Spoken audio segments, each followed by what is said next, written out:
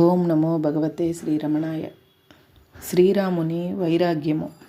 మొన్న 12వ తేదీన విజయవాడ నుండి చాలా కాలంగా వస్తూ పోతూ ఉండే గంగరాజు మల్లికార్జునరావు అనే బ్రాహ్మణుడు ఆలుబిడ్డలతో సహా వచ్చారిక్కడికి. వారికి 5 ఆడపిల్లలున్నారు.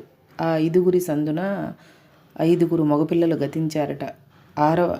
ఆరవ వానికి 6వ నెలలో భగవాన్ సన్నిధిలో అన్నప్రాసన చేయాలని, భగవాన్ చేత్తోనే అన్నం పెట్టించాలని ఎంతో ఉత్సాహంతో వచ్చారు. ఆ ముహూర్తం ఎల్లుండనగా ఆ బిడ్డ అకస్మాత్తుగా అస్తమించాడు. ఈ సాయంత్రం వాళ్ళు ఊరికి వెళ్ళాలని నిశ్చయించుకుని 3ంటికే భగవాన్ సన్నిధిలోకి వచ్చి కూర్చున్నారు.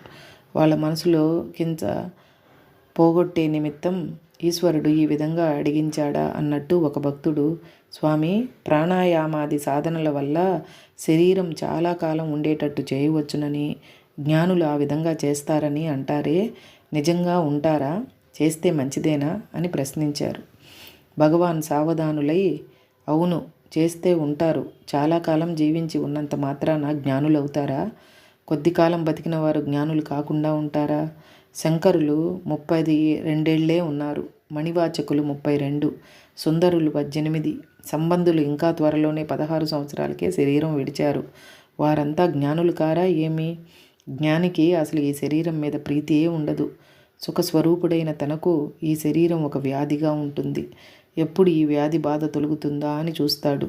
ఇది ఉండగానే పళ్ళుతో మాలి బయటకు పోవాలి, స్నానం చేయించాలి, ఆహారం ఇవ్వాలి, ఎన్నో ఉపద్రవాలు. పుండు పుడితే దాన్ని కడిగి కట్టుకుంటే వాసన పుట్టదు. అలాగే ఈ శరీరాన్ని అనుక్షణం బాగు చేయకుంటే చెడుతుంది. జ్ఞాని అయిన వాడు కూలికి బరువు మోసినట్లే మోస్తాడు దేహాన్ని.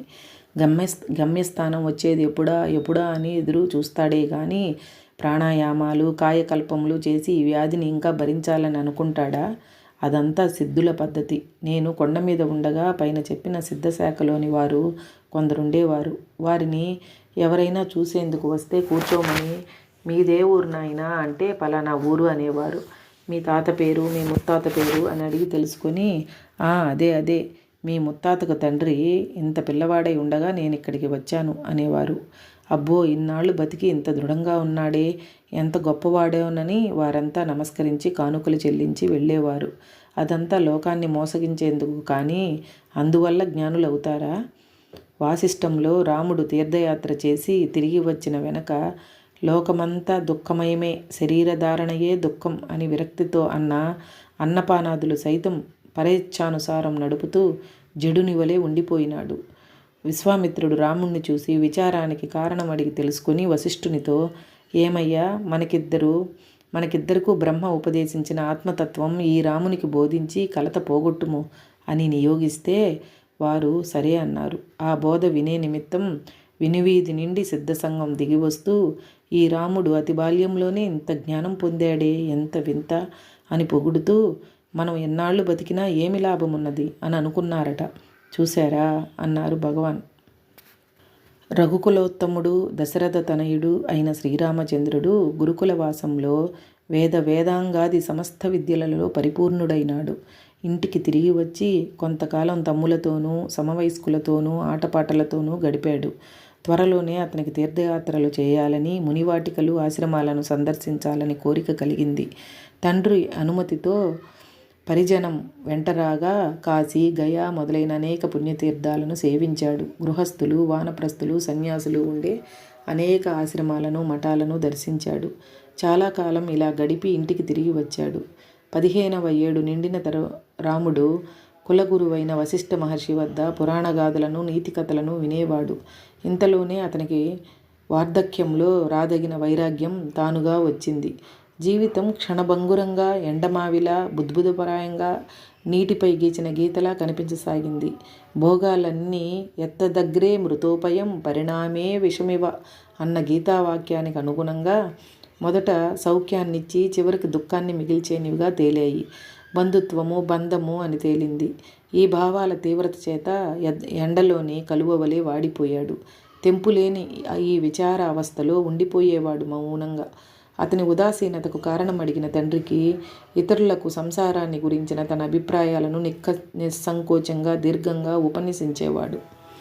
ఇలాంటి సమయంలో మబ్బులేని జడివాన వలె విశ్వామిత్ర మహర్షి దశరథుని సభకు విచ్చేశారు. అతిథి మర్యాదలు అయిన తర్వాత మహర్షి కోరిక తీర్చేదను తెలపమన్నాడు రాజు. తన యాగాన్ని సంరక్షించుటకు శ్రీరాముణ్ణి తనతో అడవికి పంపవలసిందిగా కోరాడు మహర్షి. హతాశుడైన దశరథుడు రాముడు బాలుడు కాబట్టి అది తనకు సమ్మతం కాదన్నాడు. ఆగ్రహించిన మహర్షిని శాంతింపజేశాడు వశిష్ఠుడు. దశరథునికి నచ్చజెప్పి విశ్వామిత్రునితో పంపుటలోనే శ్రీరాముని శ్రేయస్సు ఉందని తెలిపాడు. రాముని సభకు రప్పించవలసిందిగా తెలుపుగా దశరథుడు తన పుత్రుని కొత్త ప్రవర్తనను వివరించాడు. అది విన్న విశ్వామిత్రుడు ఆశ్చర్యంతో, ఇట్టి శుభలక్షణాలన్నీ జ్ఞానమార్గమును అభ్యసించే సాధకునకు సుదీర్ఘ ప్రయత్నంతో మాత్రమే లభించేవి. శ్రీరామునికి అవి అయాచితంగా వచ్చాయి. వెంటనే అతనిని తీసుకురండి.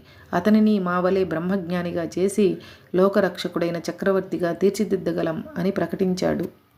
సభకు వచ్చిన రాముడు అందరికీ నమస్కరించి నేలపై పై వస్త్రాన్ని పరచి కూర్చున్నాడు. విశ్వామిత్రుడు అతని ఉదాసీనతకు కారణం అడుగగా శ్రీరాముడు తండ్రికి వివరించినట్లే పలుకగా ఆకాశం నుండి సిద్ధసంఘాలు గుంపులుగా దిగివచ్చి ఆలకించాయి. వైరాగ్యంతో నిండిన ఆ మాటలను విన్న విశ్వామిత్రుడు అతడిని ఎంతగానో ప్రశంసించాడు. రామా, జ్ఞానులకు తెలిసినదంతా నీవు స్వయంగా నీ పవిత్రమైన సునిశిత బుద్ధితోనే గ్రహించావు. అయితే మనస్సు ఆత్మమగ్నమైనప్పుడే నిర్వికారం చెంది తూష్ణీం స్థితి అవగతం అవుతుంది. అది అందరికీ ఆవశ్యకమే. ఎంతటి తపోధనునికైనా ఆత్మనిష్టయే సార్థకతను ఇచ్చేది. సుఖయోగి వృత్తాంతం ఇందుకు తార్కాణం అని రాముని సహజ విరాగం ఆత్మనిష్టకు అత్యంత ఆవశ్యకమని తెలియజేశాడు. యువచంద్రుడైన రాముడు ఆ ఉత్తేజపరిచే వాక్యాలను విని ముని విశ్వామిత్రునితో, మహానుభావ, ఆ సుఖముని వృత్తాంతం ఏమిటి? అహంకార వర్జితమైన యోగంచే అతడు సమతాస్థితిని ఎలా పొందగలిగాడు? యోగ్యుడనైనచో నాకు వివరించండి అని అభ్యర్థించాడు.